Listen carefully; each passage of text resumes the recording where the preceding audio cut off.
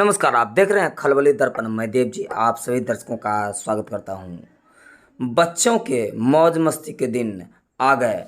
बच्चे गर्मी छुट्टी में खूब ढेर सारे मौज मस्ती के सपने लिए घर को जा रहे हैं। सीधी तस्वीर में आप देख सकते हैं कि मध्य विद्यालय हाजीपुर उत्तरी में छुट्टी होते हुए बच्चों ने कितनी खुशी जाहिर करते हुए घर की ओर जा रहे हैं और घर में गर्मी छुट्टी को मनाने को लेकर के अलग अलग तरह का उमंग चर्चाओं में है। इसको लेकर के जिला अधिकारी डॉक्टर आलोक रंजन घोष ने बच्चों के इस छुट्टी को और मौज मस्ती को और पढ़ाई लिखाई को संलग्न करते हुए लगातार कार्य क्षेत्र में बने रहने को लेकर क्या कुछ कहा है, आइए जानते हैं।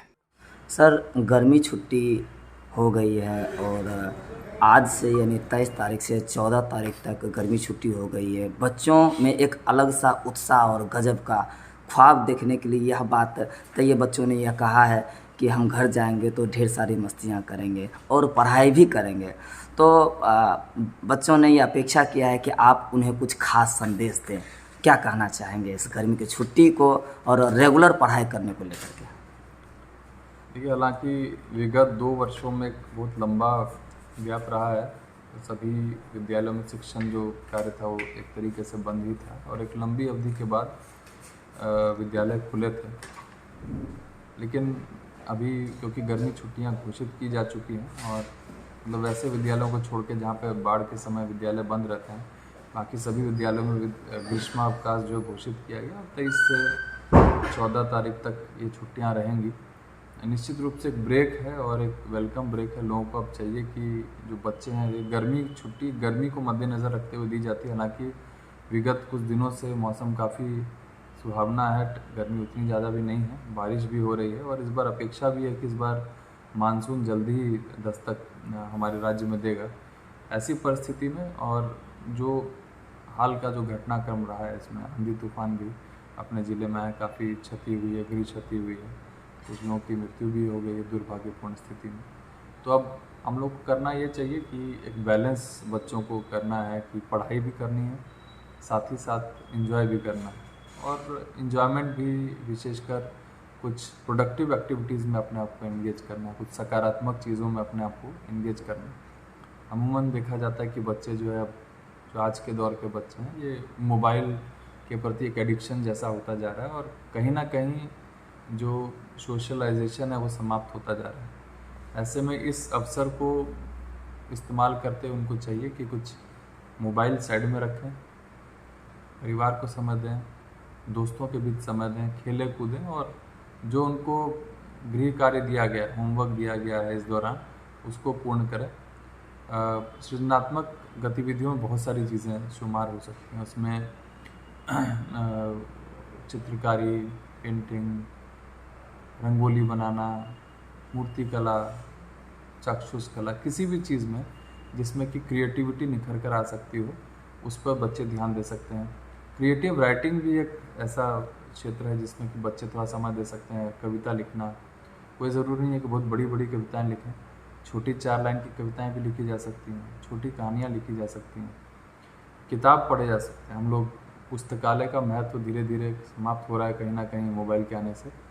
तो किताबों से जो बच्चों को जानकारी मिलती है, किसी का भी जो व्यक्तित्व निभरता है, वो शायद वीडियोस को देखने के माध्यम से नहीं होता कि उसका एक अलग, दोनों का अपना एरिया अलग है।